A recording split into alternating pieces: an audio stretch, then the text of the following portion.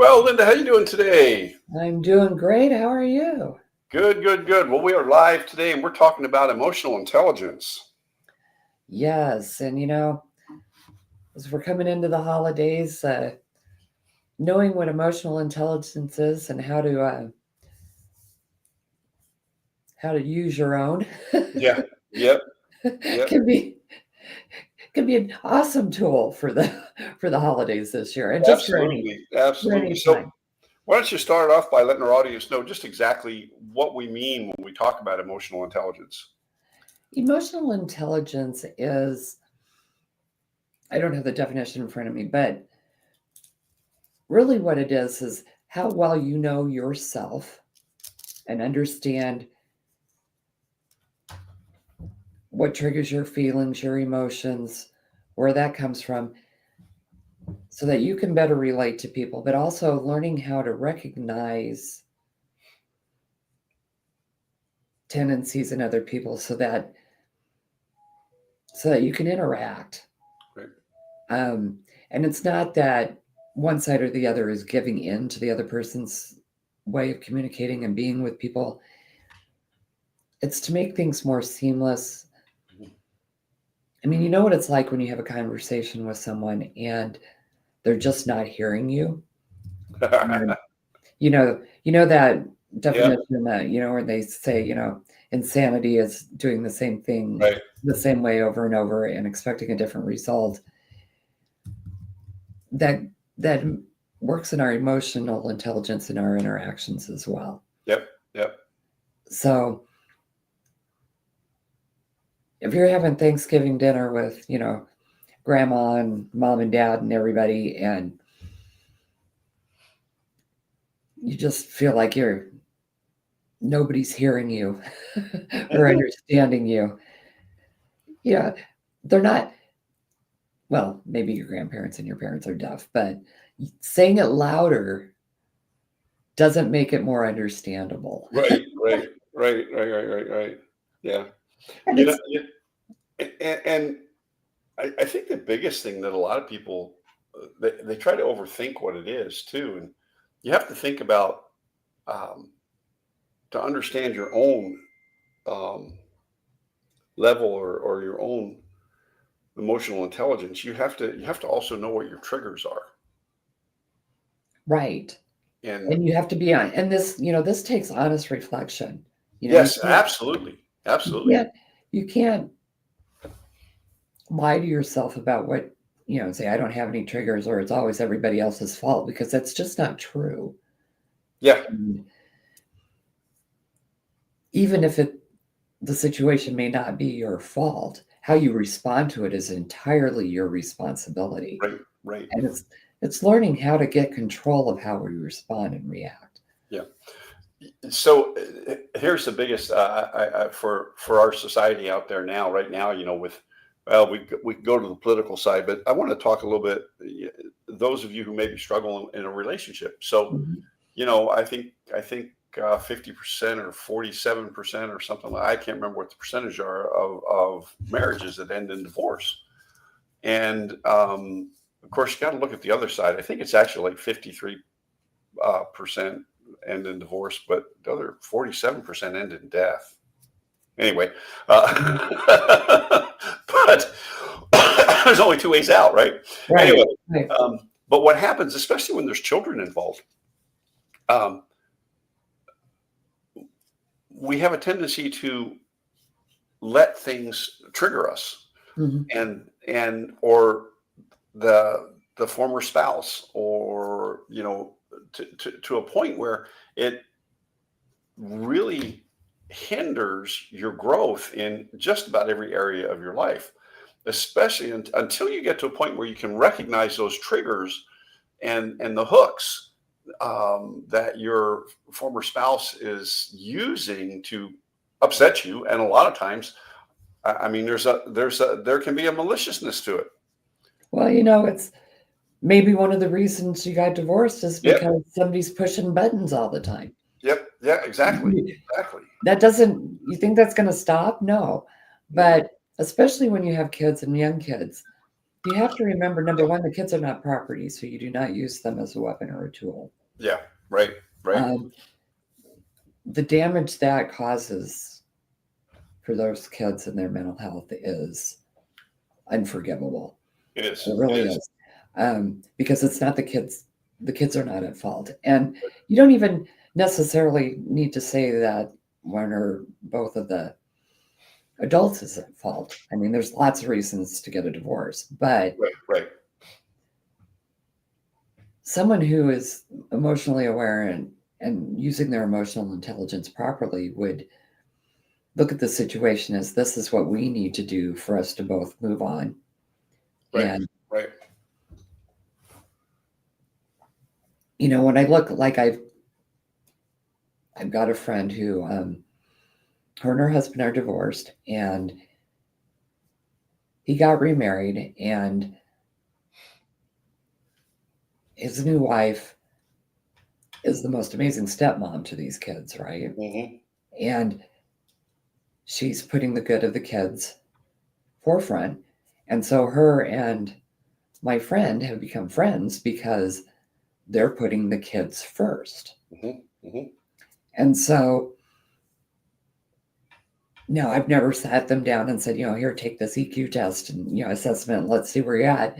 But that screams high emotional intelligence, because they have learned how to put aside the things that they don't agree on and to make the kids the focus of the decisions that they make. And, Right. they don't have time or energy to be pushing buttons and poking and prodding and seeing how upset they Yeah. can make the other party, because that affects the kids. Right. Right. And so that's a very high emotional awareness and Mhm. emotional intelligence. And I've got another friend, in their divorce, one party is being extremely negative and has been dragging it through for years. I mean, Mhm. that party's in contempt of court right now for not following what the judge has asked, Yeah. and still is not wanting to let things, every chance that person gets to make the process take longer and to think they're hurting the other party, they're continuing to do. Now that's very low emotional intelligence. It is. It is. I mean, there's other words for it as well, but usually that kind of person has Yep. zero emotional intelligence. And Right. it's because Right. they don't care. Yeah. And so what's important about emotional intelligence and how it's used is, while we shouldn't put ourselves last all the time, we also have to remember that we don't always get to be first. And that there is a balance we need to have when we are amongst our fellow human beings. And we need to look at each thing as an individual situation and what needs to happen here and what's the best way to make that happen and communicate those happenings. I mean, I think about, my son spent probably, I don't know, until he was like 4.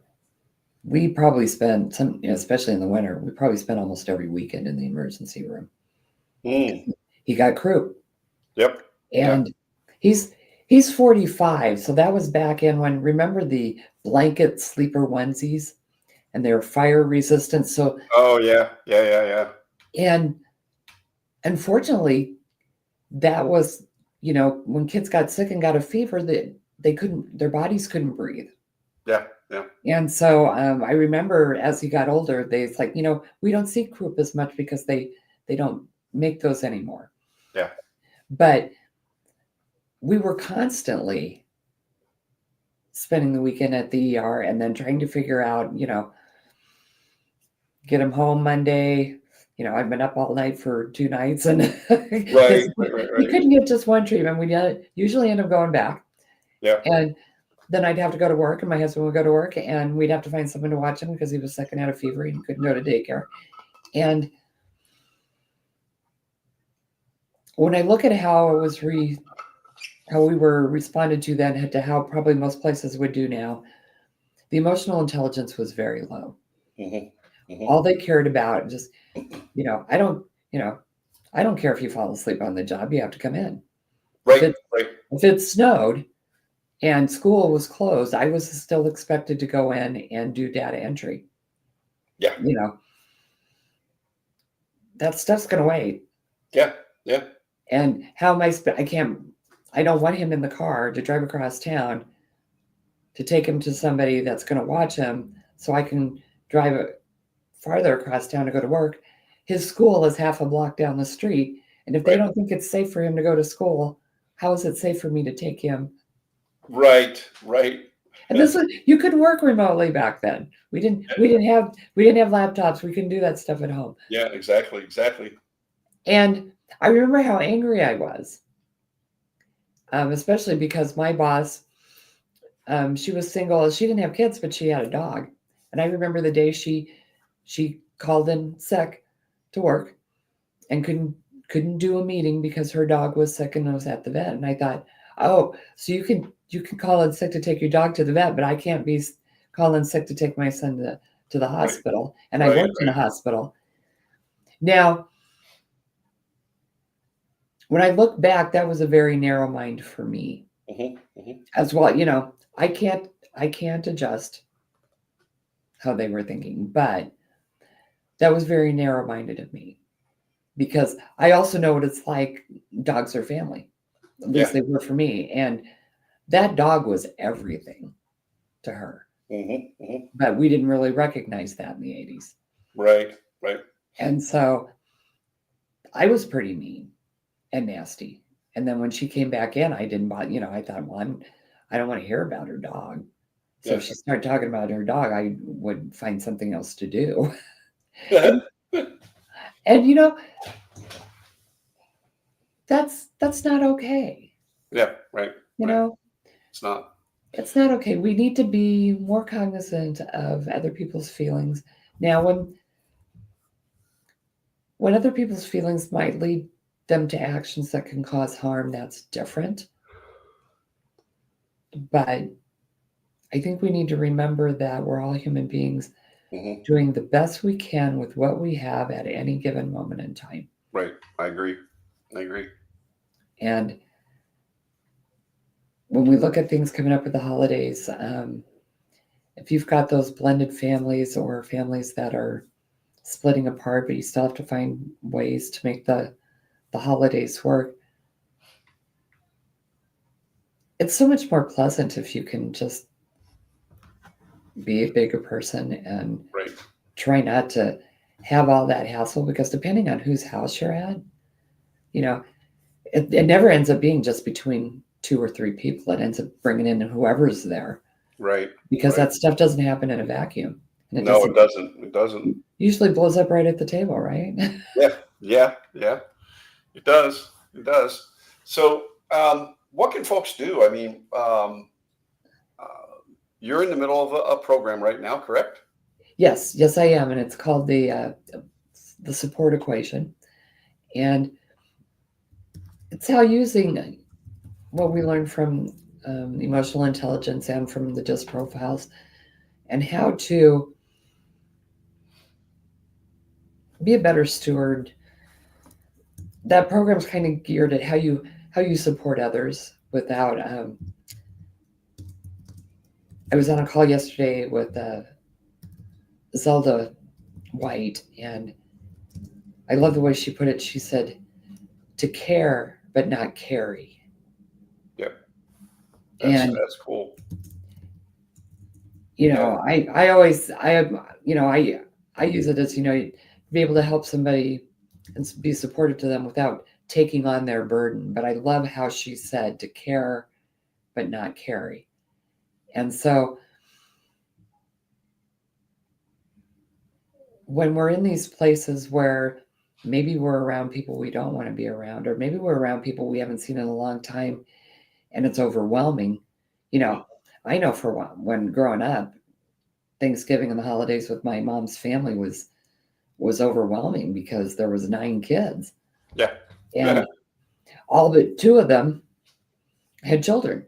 So, everybody would come and, that was a lot of people at my grandma's tiny house. And it could be very overwhelming when you even when it's joyful, it can still be very overwhelming. And it's like learning when to, if someone's baby is getting tired and crying and they haven't had a chance to eat, somebody else step in and go play with the baby or take care of the baby so mom and dad can have their part of the meal. We used to do the kids table and the adult table, and then after a Yep. while we found it was more fun, and the kids thought it was more fun if the kids table was in the family room. They turned the TV on and they watched Charlie Brown Thanksgiving or whatever, and they could have their Thanksgiving and it didn't interrupt the adults' Thanksgiving, and everybody got to do what they wanted to do and interact. Yeah. So it's just bringing that humanity to the forefront and remembering that we should be there for each other and not against each other. Right. And Right. that goes whether it's holiday celebrations, whether, um, I'm going to be flying the day before Thanksgiving. And I'm going to hope at least we've caught up from the shutdown. But I'm just fully prepared that I will get there when I get there. Yep. Yep. And, and if something happens, it is not the people at the gate's fault. Right. Right.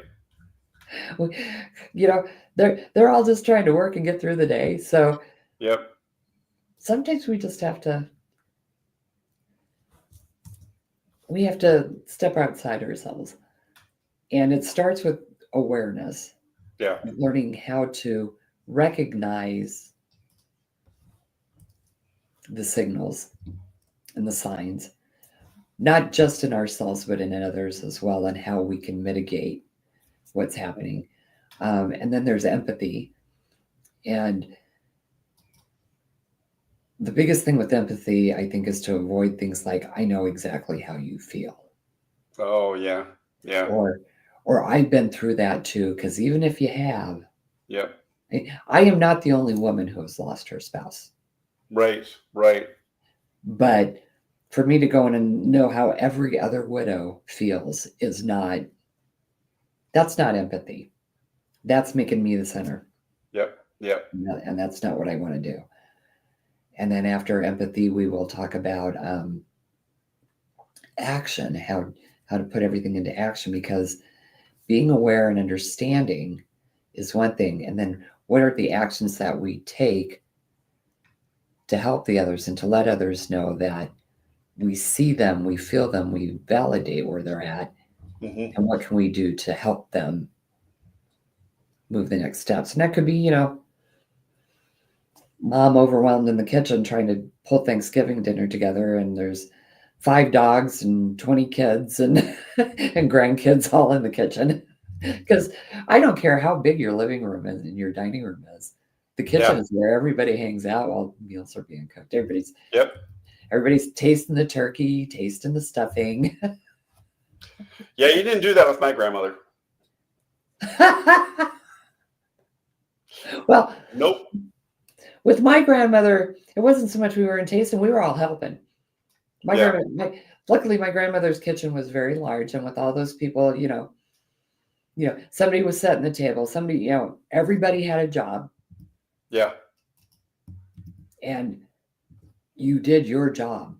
And you didn't step away from your job unless she asked you to step away from your job. Right.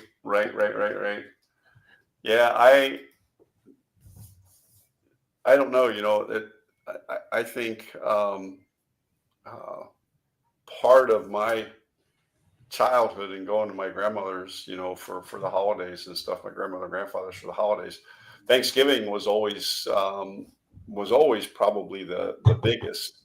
I remember a lot of Christmases we had at our place, and which I don't understand because my mom had two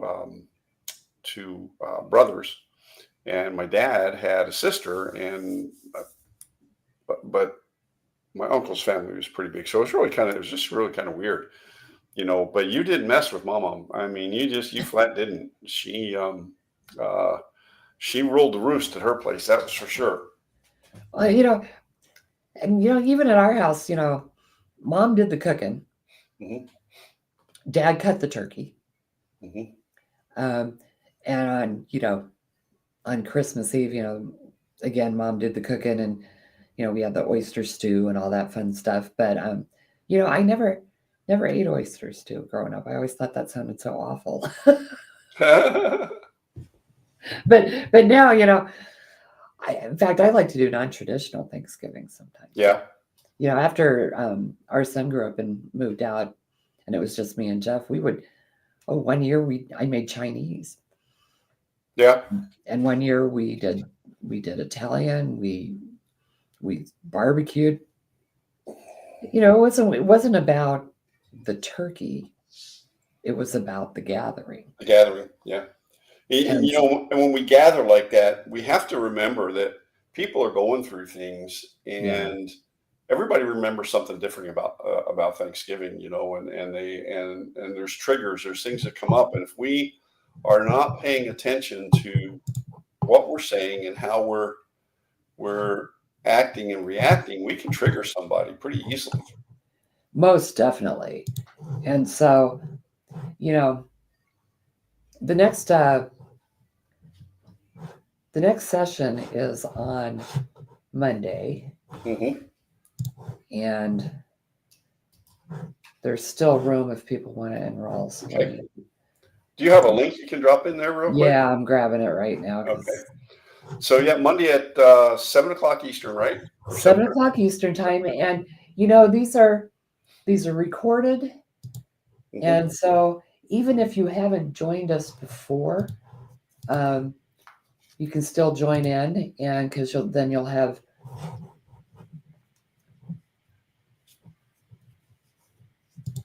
a You have access to the whole program. you'll have access to the whole program. Sorry, I was without putting my reading glasses on. I wasn't sure where to put that, so I should just put the reading glasses on, right? So And so you can join in. The cost is only $87, and you'll get everything from before. You'll get to be part of the community as well and share information back and forth. And we're there to support each other through the journey. yes, And then yes, after we talk about action, then we pull it all in together to show how it all works together. yes, yeah. And you get the assessment as part of the course, but even if you've never taken an assessment, these skills, I can teach you how to use them. Right. It's so important to remember, even when it's not holiday time, we never know what someone else is going through, even if Right. we know them really well. Right. People only share what they feel safe sharing. Hmm. And so, like today, I was telling you before we started recording, I moved my homeowner's insurance, and I've been having difficulty getting a check that I can actually deposit. Because my husband was still on the homeowner's insurance, even though he's been gone. And so check number 2 arrived yesterday, and it was it was wrong again. And I'm on the phone with someone. Tell him what it said. In the estate of me, which after calling the bank we can work with, but Yeah. it was supposed to come to me in the estate of Jeff. Right. Right. And so then it came to the estate of me, and the first thing I thought is there something I need to know? Right. Like, am I not long for this world? Should I be concerned? Yep. Should I be worried about getting in the car and driving to the bank? Am I not going to make it? Am I dead and already in hell? Yeah. But the conversation with them was so ridiculous.